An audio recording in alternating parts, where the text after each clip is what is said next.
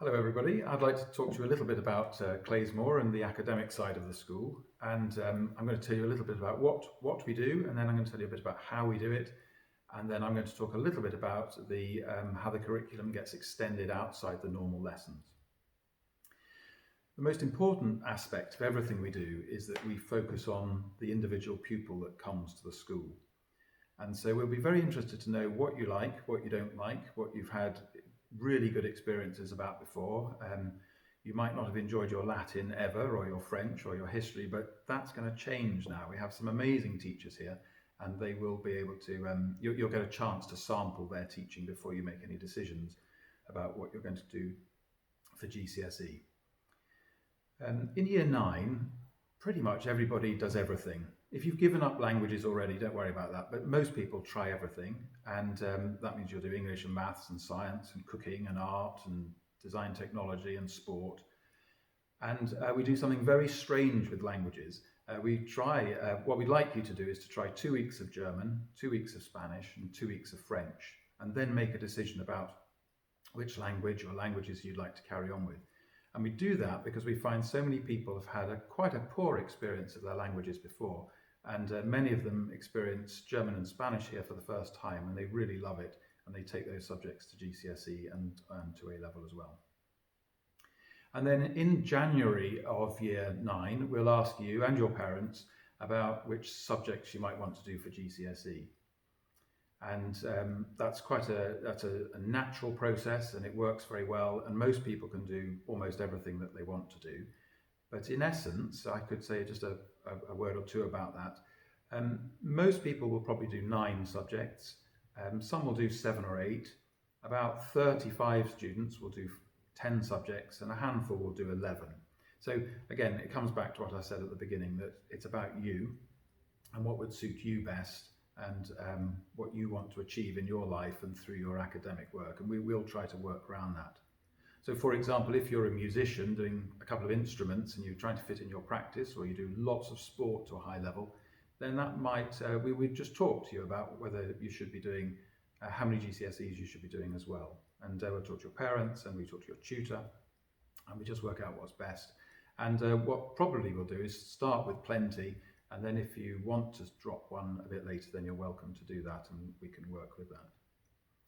In terms of sets and set sizes, we have about, in year 9, there'll be 15 to 20 in a class.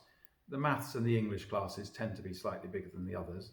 And at GCSE, there'll be 10 to 15 usually.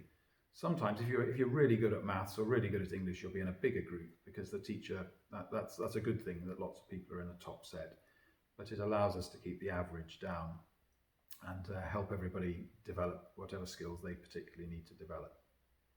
And then in year 12, in the 6th form, a similar process happens really. We offer 19 different A-levels, all the usual ones you'd find in every school. And that would include things like economics and psychology, as well as the subjects you'll be familiar with. And we also offer 6 BTECs. And you might not have come across those before, but they're great qualifications. You don't have to do them, but you might do 1 BTEC instead of 1 A-level. And that's unusual. In some schools, you do, your whole life would be taken up with a BTEC, but we don't do it like that. So people might take economics A-level and IT BTEC and a maths A-level. And that's a very good combination for people who want to go to university to study economics or business or marketing. They might also, in the 6th form, take an EPQ, which is a very exciting project that the universities really appreciate students having done. And some students might take an extra A-level as well if they feel that they can take that in their stride. But that's only part of what happens in the 6th form. You'd also do a whole series of other things to help you develop as a human being in a more general sense. The most important thing, if you want to know about our curriculum and where it leads, is to look at our destinations document. So we have a document which we can easily send you, which lists all the different universities that students have gone on to over the last 4 or 5 years. And you'll see there's a massive variety, hundreds of different universities, hundreds of different courses. And that's all about finding what's best for you and helping you get to where you want to go. You'll find on that list there are people who've gone to Oxford and Cambridge to do maths or modern languages or theology, And there are people there who know from quite a young age maybe that they want to design computer games, and they go to quite a different university to do that because they think that's the better place to go. We also encourage students to apply for apprenticeships. So they might not go to university in the same way, but they might nevertheless end up with a degree.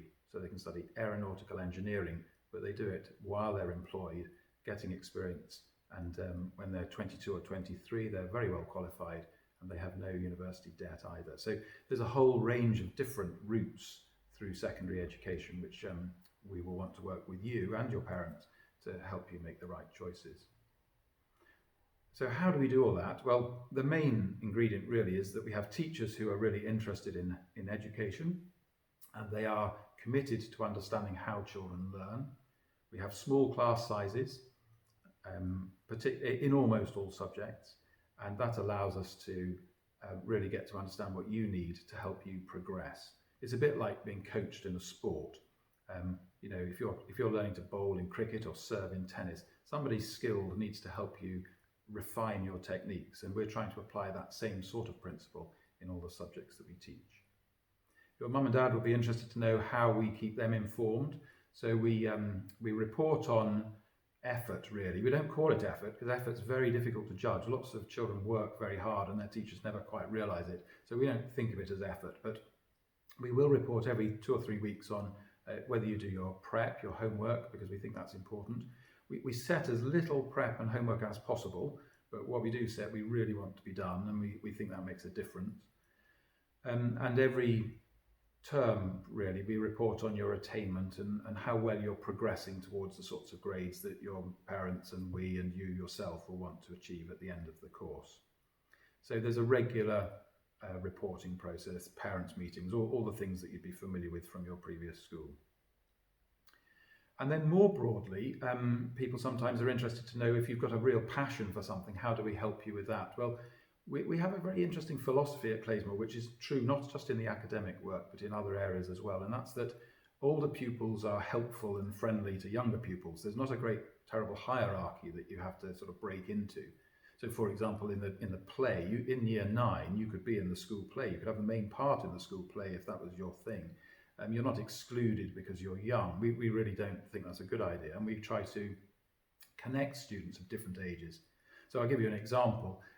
If you're passionate about history or chemistry and you're in year 10, then we'll want you to be in discussions and meetings with students who are in year 12 and year 13, because that's the way that we can really extend clever boys and girls, or boys and girls who've got interests in specific areas that go beyond the normal things that maybe they would just get in their classes.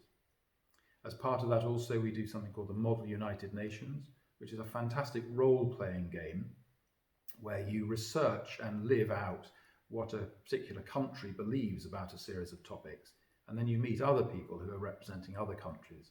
So you research, you debate, you discuss, you negotiate, and you try to persuade people to believe what you believe in your role playing. So you might be the representatives of China or Brazil or France or the UK.